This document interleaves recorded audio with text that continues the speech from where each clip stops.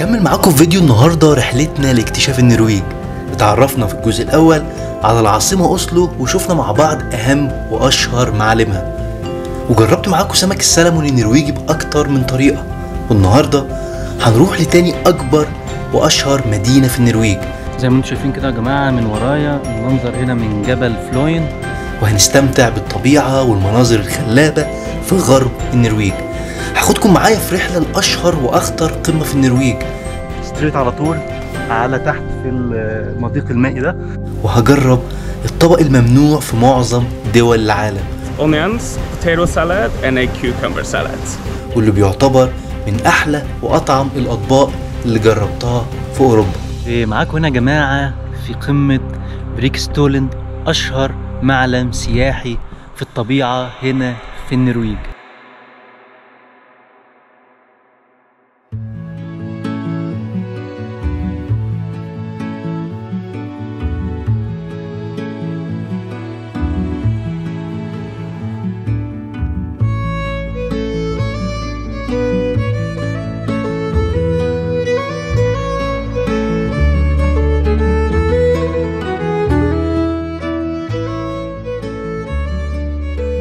معاكم هنا يا جماعة في بيرجن، تاني أكبر مدينة في النرويج من حيث عدد السكان، وتاني أهم مدينة في النرويج بعد العاصمة أوسلو. موجودة في جنوب غرب النرويج، هي بالظبط قصاد العاصمة أوسلو. العاصمة أوسلو في جهة الشرق، في جنوب شرق النرويج، لكن بيرجن موجودة في جنوب غرب النرويج. بتبعد حوالي 460 كيلو عن العاصمة أوسلو. أنا جيتها بالطيارة حوالي 45 دقيقة. هنا المدينة دي يا جماعة مشهورة بالمناظر الطبيعية، مشهورة بالمضائق المائية. أنا جاي مخصوص عشان أروح هنا لأكبر مضيق مائي موجود في النرويج.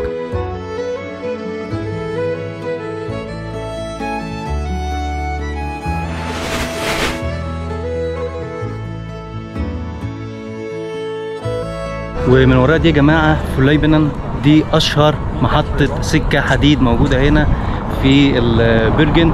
من أشهر الأماكن هنا، الناس دايما بتيجي، السياح بييجوا يركبوا القطر هنا يا جماعة عشان يستمتعوا بمنظر الطبيعة في الجبل اللي ورا ده. هنا من السنتر بيبتدي القطر بيطلع لحد آخر الجبل فوق اللي هو جبل فلاين. هنا من أجمل الأماكن يا جماعة، المنظر هنا تحفة، وانت تركب القطر وتبص بقى وتتفرج وتستمتع بجمال الطبيعة في مدينة بيرجن.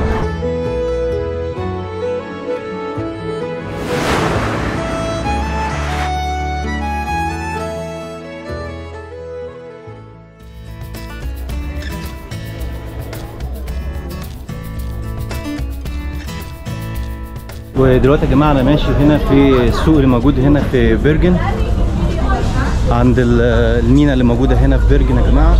هنا طبعا بيبيعوا حاجات كتير كلها سي فود، اكل السي فود كله هنا بالهبل موجود هنا، والبطارخ بقى وانواع كتير من السمك موجوده هنا يا جماعه في بيرجن، اشهر مدينه ساحليه هنا موجوده في النرويج.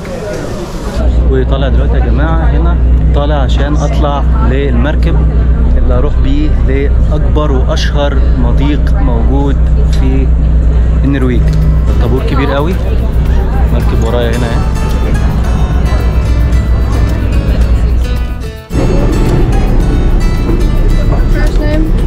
حسن. There? Yes. One? Yes. Thank you. Thank you.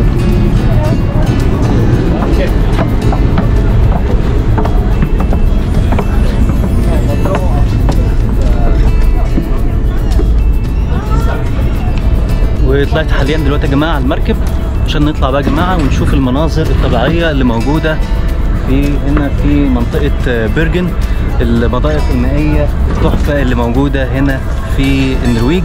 مضيق سونفيورد بيعتبر هو اطول واعمق مضيق مائي موجود في النرويج، هو الاشهر وهو ملك المضايق المائيه في النرويج. كتير من السياح بيجوا مخصوص هنا عشان يعملوا رحله بحريه في مضيق سونفيورد، الرحلة اللي بتبتدي من وسط العاصمة بيرجن في اتجاه الشمال، وسط الطبيعة والجبال الصخرية الخضراء والشلالات والقرى الريفية في قلب الطبيعة.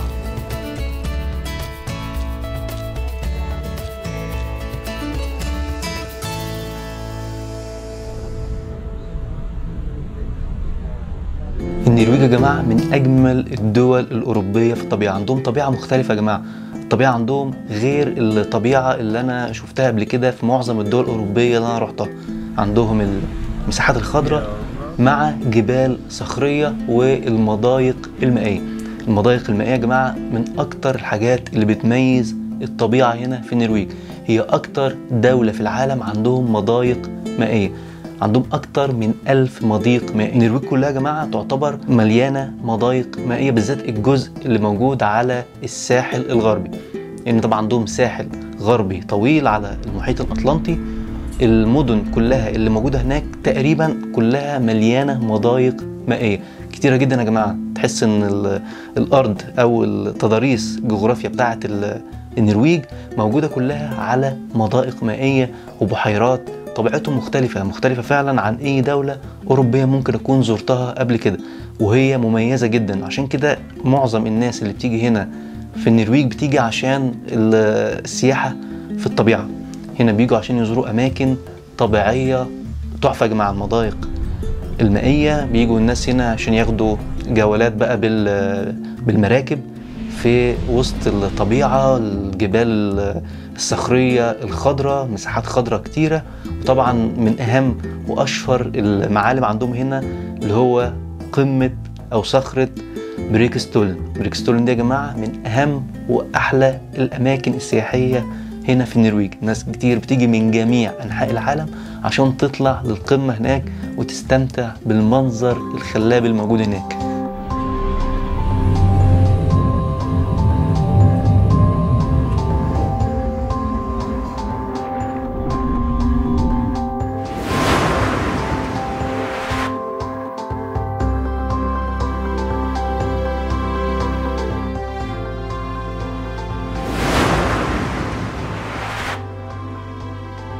ووصلت يا جماعة دلوقتي لأهم وأجمل مكان سياحي موجود هنا في النرويج، قمة بريكستولن. هنطلع دلوقتي 4 كيلو مشي، نطلع الجبل لأعلى حتة في الجبل. طريق يا جماعة ممتع، طريق ممتع للناس اللي بتحب الهايكنج ويطلعوا المرتفعات العالية. المكان ده خطير، زي ما انتم شايفين كده الأرض كلها صخرية لحد فوق. هي متعبة لكن ممتعة في نفس الوقت. المطلع عالي قوي، في اماكن فيه عالية قوي متعبة، سلالم عالية زي ما انتم شايفين كده من ورايا.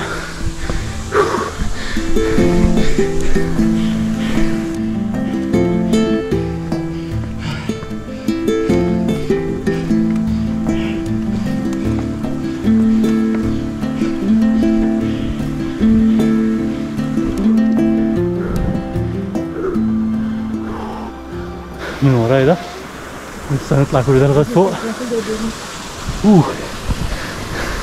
بس بصراحه يا جماعه مغامره ممتعه. انا بحب الحاجات دي، مغامرات المرتفعات والهايكنج متعه. المطلع قد ايه من فوق، انت طالع فوق وبرده من ورايا من تحت كله صخور، كله صخور. يعني احلى مغامره ممكن تعملها عشان تطلع لفوق. بقالي تقريبا دلوقتي يا جماعه ساعه لسه ما وصلتش.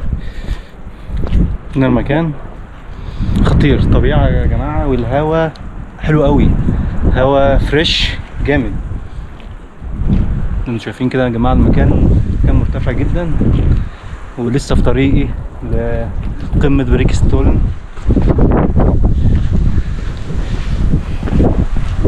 بس مغامرة جامدة يا جماعة، مغامرة خطيرة بصراحة.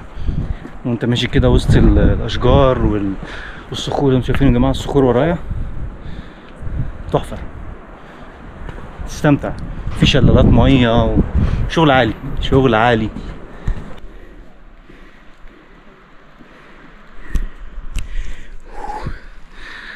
منحدر جامد يا جماعة، منحدر شديد قوي، مرعب وخطير في نفس الوقت. واو، انتوا شايفين يا جماعة تحفة تحفة. منظر مرعب وفي نفس الوقت ممتع وجميل. سبحان ربنا بجد، مبدع خلقه في الطبيعة. فينا يا جماعة المنحدر من ورايا، منحدر عامل ازاي؟ منحدر يعني ستريت على طول على تحت في المضيق المائي ده. ده مضيق ليسي يا جماعة، اسمه مضيق ليسي. ده المضيق اللي بتبص عليه هنا صخرة بوبت. وباقي دلوقتي يا جماعة 250 متر واوصل للقمة. واخيرا يا جماعة وصلت لقمة بريكستولن. هنا بوبت روك. هي دي يا جماعة، شايفين المكان كده من ورايا والناس قد ايه؟ مكان تحفة يا جماعة، من اجمل او هو يعتبر اجمل مكان سياحي في الطبيعة هنا في النرويج. انا وصلت يا جماعة للمكان هنا عن طريق الباص، جيت عن طريق اتوبيس من مدينة ستافنجر. مدينة ستافنجر دي يا جماعة دي ثالث اهم مدينة موجودة في النرويج. هي ثالث مدينة في النرويج من حيث عدد السكان بعد العاصمة اوسلو وبرجن. انا جيت من برجن لانها جنوب برجن، بتبعد عن برجن في الجنوب حوالي 200 كيلومتر. هي برضو من المدن الساحلية اللي موجودة على الساحل جنوب مدينة برجن. جيت بالباص 4 ساعات، ويمكن بالطيارة بتبقى حوالي من 35 ل 40 دقيقة. بتيجي هنا يا جماعة عن طريق الباص. الباص بتحجزه قبلها بيوم، لان ما ينفعش تحجز تذكره من الباص من الاتوبيس وانت موجود هنا. انت بتحجز قبلها بيوم، وبتيجي هنا الاتوبيسات بتلف على كذا منطقه بيحددوها في الويب سايت في المدينه هنا والمناطق اللي حوالين ستافنجر المدينه. ومن الصبح لغايه مثلا الساعه 3 بيلفوا، عشان طبعا الوقت كتير. انت بتاخد حوالي 50 دقيقه او ساعه من المدينه لحد ما توصل هنا في موقف العربيات او الباصات هنا في بريكستولن، وبعدين بتطلع 4 كيلومتر على رجلك. طبعا الطلوع يا جماعه ممتع ومتعب في نفس الوقت. انا عن نفسي بحب الاماكن العاليه، بحب اطلع في الاماكن زي دي. شفتوني في فيديوهات كتير قبل كده، دايما بحب اطلع القمم، بالذات بقى ما تبقى وسط الطبيعه، كأنك يعني في مغامره وسط الطبيعه. هتلاقي فيه اشجار ومساحات خضراء وصخور. المكان يا جماعه من فوق تحفه، في منحدرات كتيره هنا جدا يا جماعه. المنحدرات مرعبه مخيفه، لكن في نفس الوقت طبعا قدره ربنا يا جماعه. هنا بجد تشوف قدره ربنا وابداعه في خلقه للمساحات الخضراء والصخور والجبال. والمنظر يا جماعه بتاع بريكستولن تحفه. هي صخره مسطحه وبارزه عن الجبل، بتبص على مضيق ليسي. المنظر من فوق تحفه. يعني ناس كتير، كل السياح هنا دايما بيجوا لان ده اشهر مكان. ناس كتير جدا، سياح كتير بالذات اللي بيحبوا المغامرات والهايكنج، بيجوا النرويج عشان خاطر المكان ده بريكستولن او بوبت روك. بيجوا عشان المنظر من فوق، ياخدوا بقى صور، ياخدوا فيديو، يتفرجوا على الفيو من فوق، يقضوا يوم هنا. الناس هنا بتيجي مثلا تقعد لها 2 3 ساعات، لان طبعا مسافه طويله، اكيد لازم بقى الواحد يرتاح فوق شويه، وممكن ياكل حاجه يشرب حاجه. هنا المكان يا جماعه تحفه. يعني لازم اي حد بيجي النرويج لازم بيجي يزور بريكستولن. المكان اللي هنا ده هي زي ما قلت لكم الصخره مسطحه وبارزه عن الجبل الصخري زي ما انتم كده شايفين.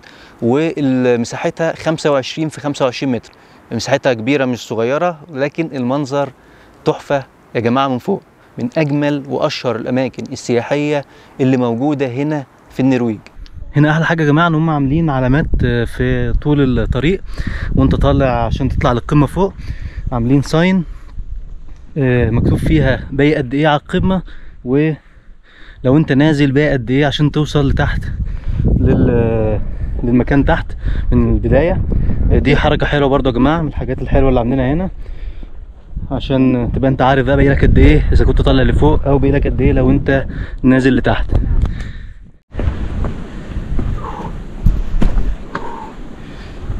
النزول بقى يا جماعه ممتع، النزول خطير، كأنك بتلعب كده جيمز. بتفكرني بتمارين ايام ما كنت بلعب كوره، خطيره. هنا النزول خطير زي ما انتم شايفين كده.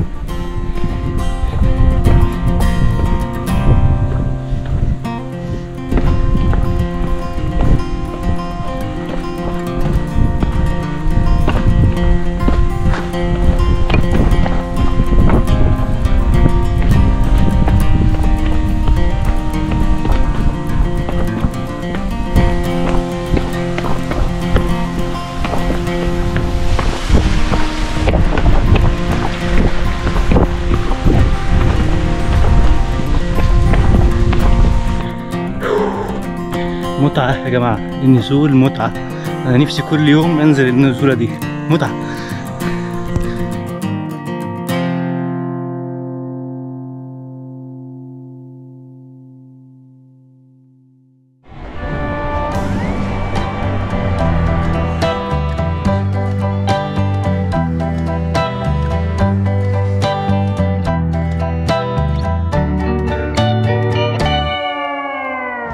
أنا هنا موجود في السنتر في وسط المدينة. المكان ده من الأماكن الحيوية، مليانة مطاعم وكافيهات. المكان ده يا جماعة كان مركز التجارة في القرون الوسطى في مدينة بيرجن.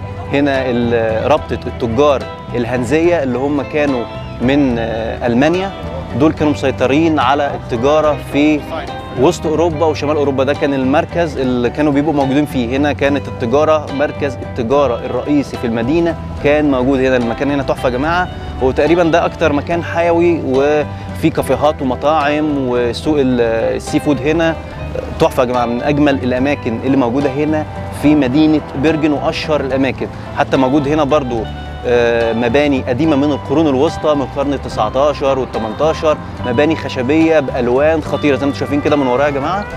مباني شكلها تحفة، قديمة من القرون الوسطى، ألوانها حلوة قوي، الأحمر والأصفر والبرتقاني.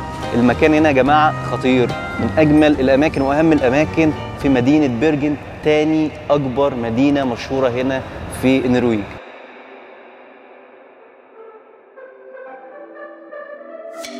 I could be lying and tell you you're fine.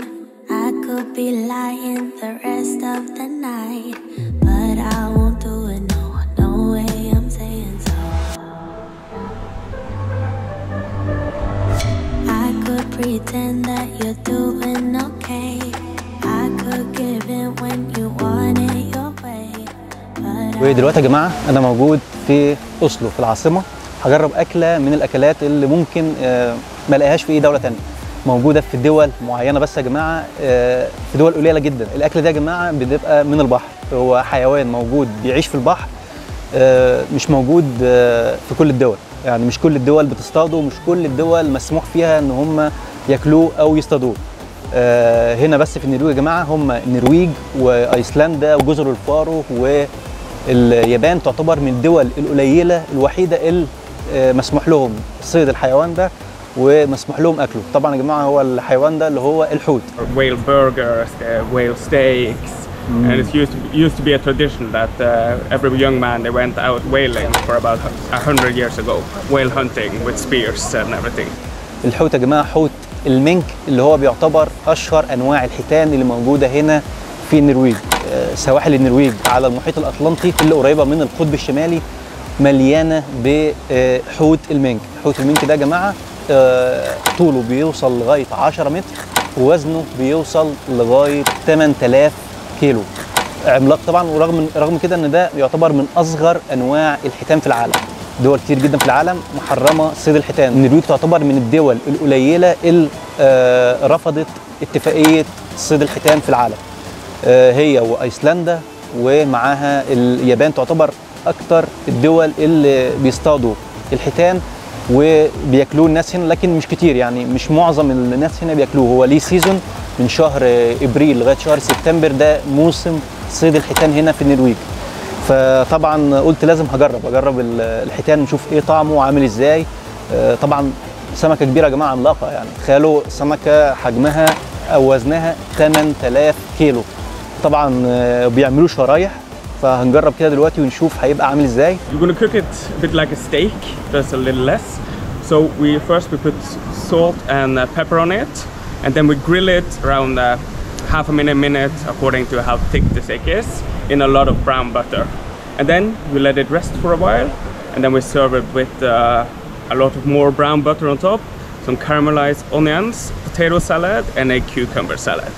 وصل دلوقتي يا جماعه الحوت، وصل دلوقتي الطبق بتاع الحوت. هنجرب بقى يا جماعه نشوف طعمه عامل ازاي. هو عامه معمول هي شريحه زي الستيك كده، معاها بقى في خيار مخلل وتقريبا وبصل. في هنا بصل وخيار مخلل وشبت، في كده زي كده حاجات مش عارف، تقريبا دي بطاطس برضو. على ما اعتقد دي بطاطس. قطع بطاطس مندوبه، طعمه شبه اللحمه العاديه يا جماعه، يعني ما تحسش ان هو سمك، شبه اللحمه العاديه، وفي شبه كده من لحم الغزال، يعني تحس ان شبه كده، شبه اللحمه، شبه لحم الغزال.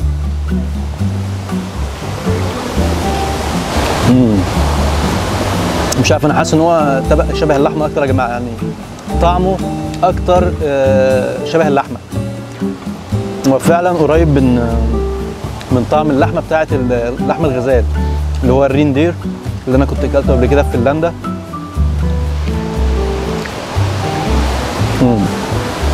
وحلو الزيت بتاع السمك يا جماعه، شوف الزيت بتاع السمك موجود هنا في الطبق.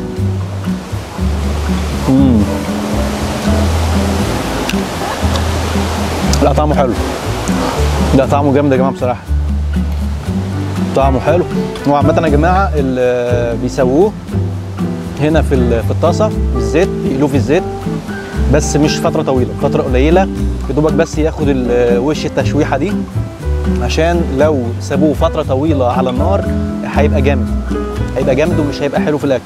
هو عشان يبقى طعمه لحمه طري وناعم وطعمه حلو، فهم بيسووه في الطاسه، يعني ممكن ما يكملش 15 دقيقه 20 دقيقه بالكتير على الوشين.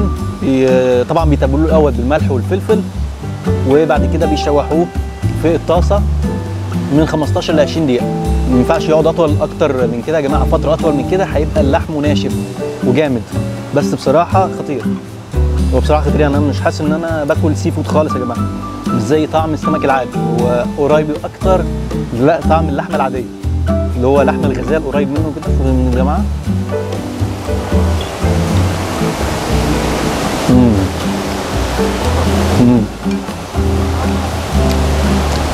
لا جامد جامد بصراحه يا جماعه، انا ممكن اطلب طبق تاني بصراحه.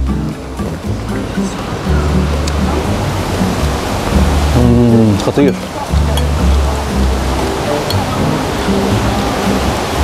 والزيت بتاعه، الزيت بتاع الحوت يا جماعه، زيت اللحمه بتاعته خطيره.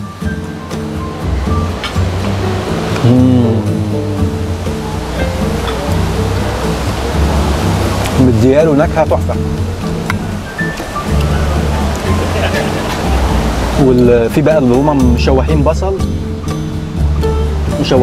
يا جماعه مع الخيار المخلل، والدنيا حلوه.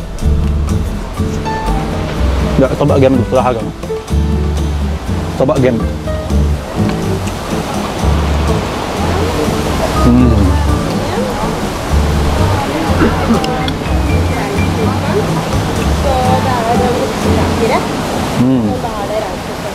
خطير.